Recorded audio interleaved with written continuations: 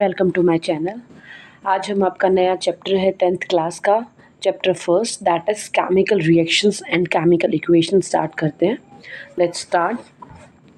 सबसे पहले हमें ये पता होना चाहिए केमिकल रिएक्शन होती क्या है। Chemical reaction is in which bonds are broken within reactant molecules and new bonds are formed within the product molecules in order to form a new substance। अब इसका मतलब क्या है कि एक केमिकल रिएक्शन वो होती है। सबसे पहले रिएक्टेंट्स क्या होते हैं। रिएक्टेंट्स वो होते हैं जो हमारी लेफ्ट हैंड साइड होते हैं। कोई भी दो एलिमेंट हैं जब आपस में रिएक्ट करते हैं तो उनको रिएक्टेंट्स बोलते हैं। तो जब एक केमिकल रिएक्शन होती है, जो रिएक्टेंट्स हैं मॉलिक्यूल्स उनके बीच में बॉन्ड ब्रेक होते हैं और उसके बाद जो रिएक्ट करके वो आपस में नए जो हमें सब्सटेंस मिलता है, मॉलिक्यूल मिलता है, दैट इज़ कॉल्ड प्रोडक्ट। तो उसमें नए बॉन्ड फॉर्म होते हैं ताकि एक नया सब्सटेंस बन जाए, तो उसको हम केमिकल रिएक्शन बोलते हैं। इन शॉर्ट केमिकल रिएक्शंस में पहले बॉन्ड टूटते हैं रिएक्टेंट मॉलिक्यूल में और फिर आपके प्रोडक्ट मॉलिक्यूल्स में नए बॉन्ड फॉर्म होते हैं ताकि एक नया सब्सटेंस बने, उसको हम एक केमिकल रिएक्शंस बोलते हैं। तो chemical reaction is in which bonds are broken within the reactant molecule and new bonds are formed within the product molecules in order to form a new substance. उसको हम बोलते हैं एक केमिकल रिएक्शन। या फिर हम एक सिंपल सी लैंग्वेज में बात करें तो the transformation of a chemical substance, एक केमिकल सब्सटेंस का एक नए केमिकल सब्सटेंस में चेंज होना। कैसे? By making and breaking of bonds between different atom. जो डिफरेंट एटम्स हैं आपके रिएक्टेंट साइड यूज हुए और प्रोडक्ट साइड यूज हैं, उनमें बॉन्ड्स बनते हैं और टूटते हैं। इस तरीके से एक केमिकल सब्सटेंस का ट्रांसफॉर्मेशन चेंज होता है नए केमिकल सब्सटेंस में, उसको बोलते हैं हम आपका एक chemical reactions। तो transformation of a substance into new chemical substance by making and breaking of bonds between the different atoms, इसको हम एक chemical reaction बोलते हैं। अब नोट देखो, एक केमिकल रिएक्शन हमेशा जब भी एक केमिकल रिएक्शन होती है तो उससे केमिकल चेंज आता है। केमिकल चेंज क्या होता है? जैसे कोई भी रिएक्टेंट्स मिलके प्रोडक्ट बनाते हैं तो जो रिएक्टेंट्स की और प्रॉपर्टी है और जो प्रोडक्ट की प्रॉपर्टी है वो कभी भी मैच नहीं होंगी। तो केमिकल चेंज के टाइम में प्रॉपर्टीज़ में डिफरेंस आता है, बहुत reactant side and product side, उसको हम एक केमिकल चेंज बोलते हैं। तो there is a large variety of chemical reaction taking place around. हमारे चारों तरफ बहुत सारी केमिकल रिएक्शंस हैं जो होती हैं। जैसे नॉर्मल एग्जांपल है हमारा रस्टिंग ऑफ आयरन। जैसे ही हम आयरन को ओपन में छोड़ते हैं, वहाँ पे एयर और मॉइस्चर का कांटेक्ट होगा तो उसके ऊपर एक ब्राउन फ्लकी लेयर बन जाती है जिसको हम रस्ट बोलते हैं। तो इस तरीके से large variety of chemical reactions always taking place around us. अब हमें ये पता होना चाहिए कि जो ये चेंज हो रहा है, केमिकल चेंज क्या होता है, फिजिकली चेंज क्या होता है। सबसे पहले हम जानते हैं कि केमिकल चेंज क्या होता है। केमिकल चेंज क्या होता है? ये अगर रिएक्टेंट हमारा प्रोडक्ट में बन गया है, मतलब एक रिएक्शन टेक्स प्लेस हो गई है, तो वो रिएक्शन रिवर्स नहीं होगी। उस प्रोडक्ट को हम वापस रिएक्टेंट में चेंज नहीं कर सकते। That means chemical change is not easily reversible. Next है एक नया प्रोडक्ट फॉर्म होता है विद न्यू प्रॉपर्टीज़। अभी मैंने बताया जो रिएक्टेंट और प्रोडक्ट की प्रॉपर्टी है दे विल बी डिफरेंट। तो एक आपका केमिकल चेंज होगा तो एक नया प्रोडक्ट फॉर्म होगा। रिएक्टेंट्स यूज्ड अप, रिएक्टेंट्स हैं आपके टोटली यूज्ड हो जाएंगे। टोटली मतलब वो बॉन्ड्स ब्रेक होके एक नया सब्सटेंस बनाएंगे। और दूसरा कैसे तरीका आप पता करोगे कि ये मेरा केमिकल चेंज है? उस टाइम पे या तो आपकी हीट निकलेगी या फिर आपको हीट उसको देनी पड़ेगी। ये ऐसे ही लाइट रिलीज़ होगी या फिर कोई रिएक्शंस होती है लाइट की प्रेजेंस में होती है, कोई होती है डार्क कंडीशंस में, या फिर आपकी जब केमिकल चेंज होता है तो आपकी साउंड प्रोड्यूस होगी, फीजिंग अकर्स। तो इस तरीके से हमें कैसे पता चलेगा कि एक केमिकल चेंज है? पहली बात है कि वो रिवर्सिबल नहीं होगा। दूसरी बात, नया प्रोडक्ट फॉर्म होगा। तीसरी, रिएक्टेंट्स यूज्ड अप होंगे या फिर उसमें हीट रिलीज़ होगी या फिर देनी पड़ेगी, या फिर लाइट यूज़ होगी या नहीं, साउंड प्रोड्यूस होगी। तो ये सारे सिंबल्स हैं आपके कि इससे हमें ये प्रूफ होता है कि यह जो रिएक्शंस हो रही है that is a chemical change, that is a chemical reaction. Next है, या फिर क्या होगा, इलेक्ट्रिसिटी में भी प्रोड्यूस। केमिकल चेंज होगा तो उस टाइम पे इलेक्ट्रिसिटी प्रोड्यूस हो सकती है। और या फिर आपका प्रेसिपिटेट फॉर्म। प्रेसिपिटेट क्या होता है, जैसे आप सैंड लेते हो, सैंड को जैसे वाटर में डिसॉल्व किया है, but after some time the sand will be settle down in the bottom, तो वो सेटल डाउन हो गई है, मतलब वो प्रेसिपिटेट फॉर्म हो गया। या फिर आप बोल सकते हो एक इनसॉल्युबल सब्सटेंस जो लिक्विड में डिसॉल्व नहीं होगा, उसको बोलते हैं हम आपका प्रेसिपिटेट। तो केमिकल चेंज रिएक्शंस के टाइम आपका प्रेसिपिटेट भी फॉर्म हो सकता है। एग्जाम्पल इट वुड बर्निंग, जैसे वुड बर्निंग है, हमने वुड को बर्न किया, वो पहले क्या है, एक आपका वुड है, उसके बाद उसको बर्न करेंगे तो ऐश फॉर्म हो गया। तो ये रिएक्शन ऐश को हम वापस वुड में चेंज नहीं कर सकते हो, दैट मीन्स आपकी जो वुड बर्निंग है that is a chemical change. अब बात करते हैं हम फिजिकल चेंज। फिजिकल चेंज मतलब फिजिकल प्रॉपर्टीज़ में क्या चेंजेस आया। फिजिकल चेंज आपका बहुत ही, एक तो सबसे पहले ये रिवर्सिबल प्रोसेस। रिवर्सिबल मतलब जैसे उसको हम रिएक्टेंट को, प्रोडक्ट फॉर्म हुआ है, प्रोडक्ट को वापस रिएक्टेंट में बदल सकते हैं। जैसे आपका एग्जांपल है आइस मेल्टिंग।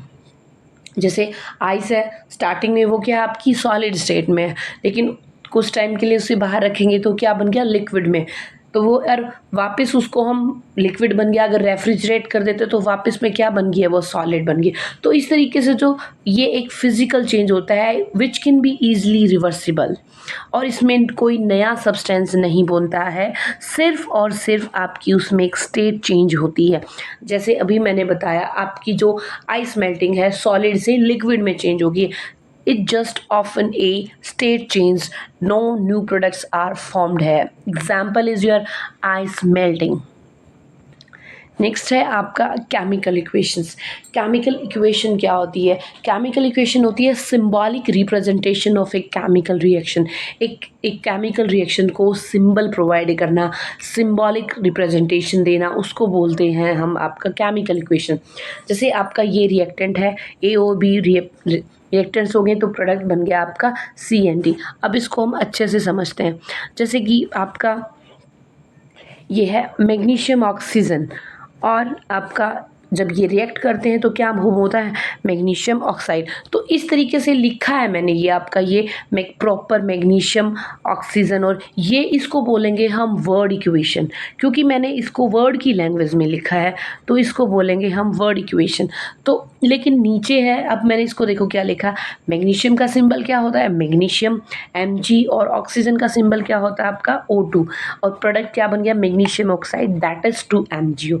तो किसी भी आपका इक्वेशन को सिंबॉलिक रिप्रेजेंट दे, मैग्नीशियम को Mg से रिप्रेजेंट करेंगे, ऑक्सीजन को O2 से रिप्रेजेंट करेंगे।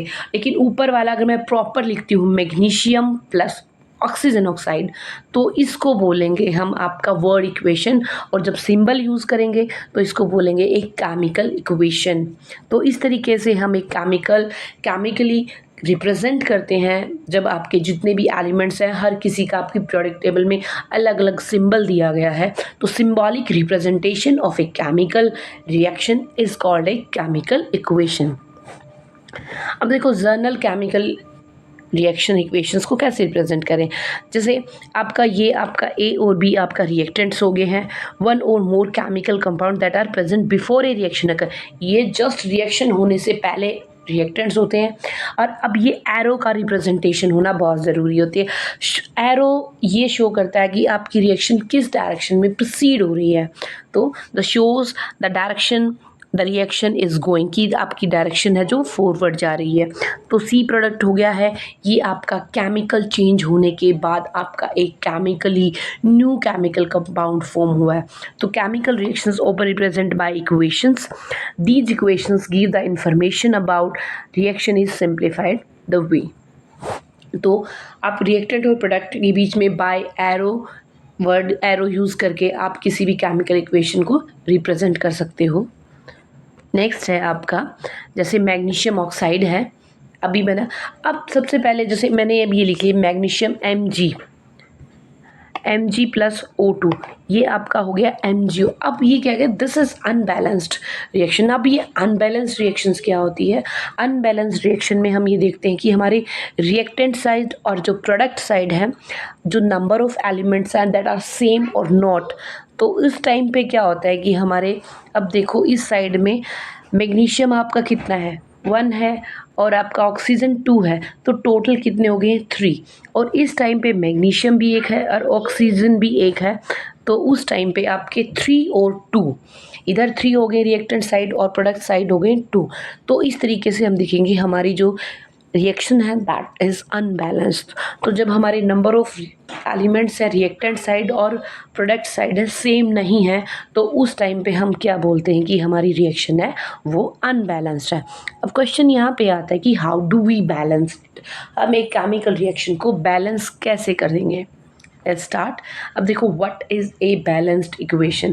बैलेंस इक्वेशन क्या होती है, the equation in which number of atoms on reactant side are equal to the number of atoms on the product side, कि जो number of atoms है हमारे reactant side और product side है that will be equal होने चाहिए, उसी को हम क्या बोलते हैं, एक balanced equation बोलते हैं। अब देखते हैं, अब देखो मैग्नीशियम ऑक्साइड है, look at the following reaction. तो मैग्नीशियम है यहाँ पे, अब यहाँ पे अभी मैंने रिसेंटली लिखाया था आपको, ये आपकी उस टाइम बैलेंस नहीं थी। अब देखो 2 mg है और ऑक्सीजन भी 2 है और ये MgO है, तो इस टाइम पे मैग्नीशियम मेरा क्या है, बैलेंस्ड नहीं है। तो you will notice that there are more green and blue circle on the left side. देखो इधर हमारे सर्कल 2 हैं और इधर ये ब्लू और ग्रीन है, ये 2 इधर एक ब्लू है एक ग्रीन है। तो then there are on the right, मतलब राइट साइड कम है और लेफ्ट साइड ज़्यादा है। तो इसलिए पता चल रहा है कि हमें यहाँ से कि हमारी रिएक्शन है वो टोटली अनबैलेंस्ड है। तो इसको बैलेंस करने के लिए क्या करेंगे कि हम जो एटम्स हैं हमारे कम है राइट साइड में, उनको और ऐड करेंगे। तो इस तरीके से देखो हमने यहाँ पे दो ग्रीन, एक ग्रीन और एक ब्लू वाला ऐड कर दिया है। तो इस तरीके से ये रिएक्शन 2 MgO2 और 2 MgO, अब हमारी ये रिएक्शन कंप्लीटली बैलेंस्ड रिएक्शन है। अब देखो steps to balance a chemical equation, कुछ स्टेप्स यूज होते हैं एक केमिकल रिएक्शन को बैलेंस करने के लिए। इसको हम एक with the help of reaction अभी समझते हैं स्टेप बाय स्टेप। तो ये क्या है, to show how to balance a chemical following reaction is use. हमने यहाँ पे लिया है FeH2O, प्रोडक्ट बन गया आपका Fe3O4 और हाइड्रोजन गैस ले लीजिए। सबसे पहला स्टेप क्या है, first of all draw the boxes around each formula as shown. सबसे पहले हम क्या करेंगे, जितने भी हमें ये एलिमेंट्स हैं या मॉलिक्यूल सब्सटेंस दिख रहे हैं, इनके चारों तरफ एक हम स्क्वायर बॉक्स ड्रॉ करेंगे, ठीक है। उसके बाद second step, find out the number of atoms of each element. अब ये देखते हैं कि इस जो इक्वेशन में कितने नंबर ऑफ एटम्स कौन कौन से हैं। अभी यहाँ पे और रिएक्टेंट साइड देखते हैं कि आयरन कितना है आपका 1 है और हाइड्रोजन कितने हैं 2 है और ऑक्सीजन कितना है 1 है।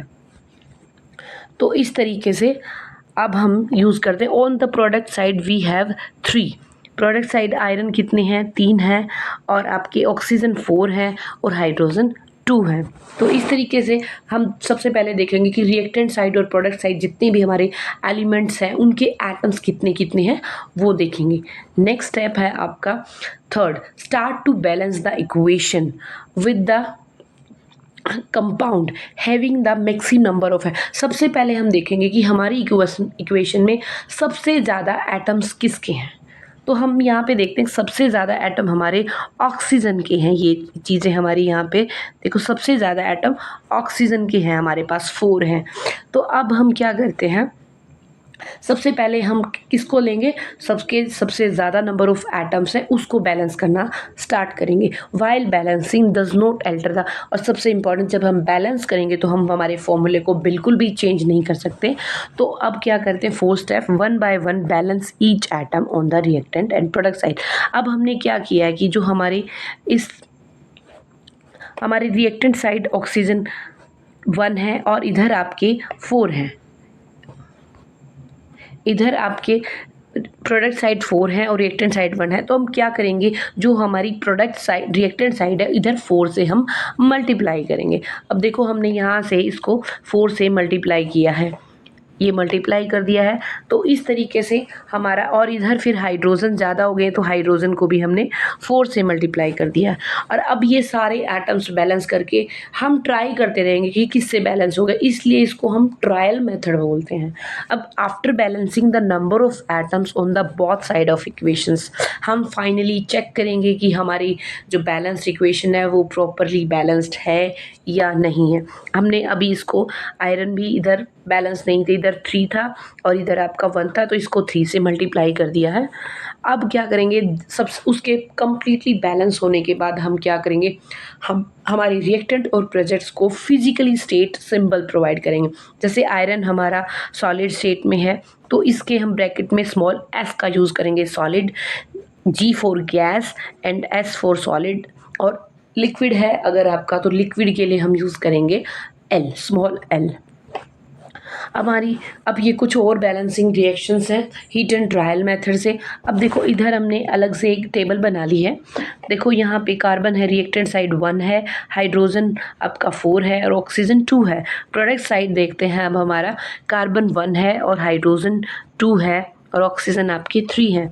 अब बैलेंस इक्वेशन में अब हम इसको, जो भी हमारा अभी मैंने पीछे आपके स्टेप्स बताए हैं उसके अकॉर्डिंग जिसके भी सबसे ज़्यादा नंबर ऑफ एटम्स हैं उसको हम बैलेंस करेंगे। तो यहाँ पे हाइड्रोजन सबसे ज़्यादा है तो फर्स्टली हम हाइड्रोजन को बैलेंस करेंगे। इधर 2 है तो इधर मैंने आपका 2 से मल्टीप्लाई कर दिया है। अब ये आपका बैलेंस हो गया। ऑक्सीजन है आपका, इधर ज़्यादा हो गए थे, 2 हैं और इधर 2 4 हैं, तो ये आपका ऑक्सीजन को भी इधर 2 से मल्टीप्लाई कर दिया, ये भी 4 हो गए हैं। तो इस तरीके से अब देखो रिएक्टेंट साइड और प्रोडक्ट साइड हैं, जो हमारे नंबर ऑफ एटम्स हैं दैट विल बी बैलेंस्ड।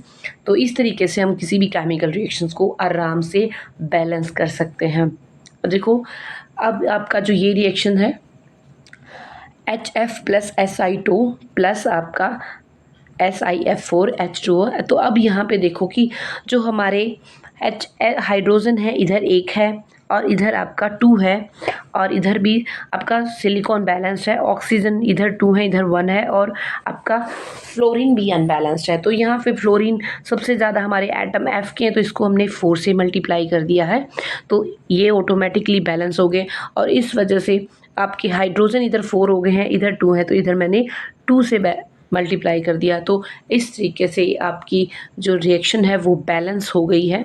अब हम कुछ और एग्जाम्पल्स हैं इस तरीके से, आप देखो ये आपकी C6H6O2 और CO2 प्लस H2O, इसको हम बैलेंस करते हैं कैसे, देखो balance the carbon atom by multiplying the CO on the right hand right 6 से, क्योंकि इधर देखो आपके जो कार्बन है इधर 6 है इधर 1 है, तो इधर मैंने 6 से इसको मल्टीप्लाई कर दिया। नेक्स्ट अब क्या देखते हैं कि now we have hydrogen and oxygen out of balance. Hydrogen इधर कितने आपके 6 हैं और इधर आपके 2 हैं सिर्फ, ऑक्सीजन इधर बहुत ज़्यादा हो गए, इधर 2 हैं और इधर आपके 12 हो गए। तो अब इसको बैलेंस करना है हमने। In this case we have single molecule of oxygen on the left hand side and so we will balance the hydrogen before it.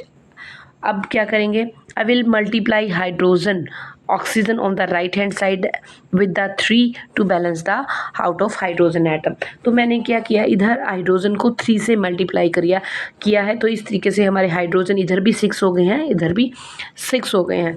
अब देखो हमारे यहाँ पे now I go 2 oxygen atom on the left पे oxygen 2 हो गए हैं and 15 on the right hand side पे 15 हो गए हैं आपके 3 और ये 12 15 हो गए। So I will multiply oxygen on the left hand side 15/12 से हमने इसको मल्टीप्लाई कर दिया, ये 2 से 2 कैंसिल हो गया।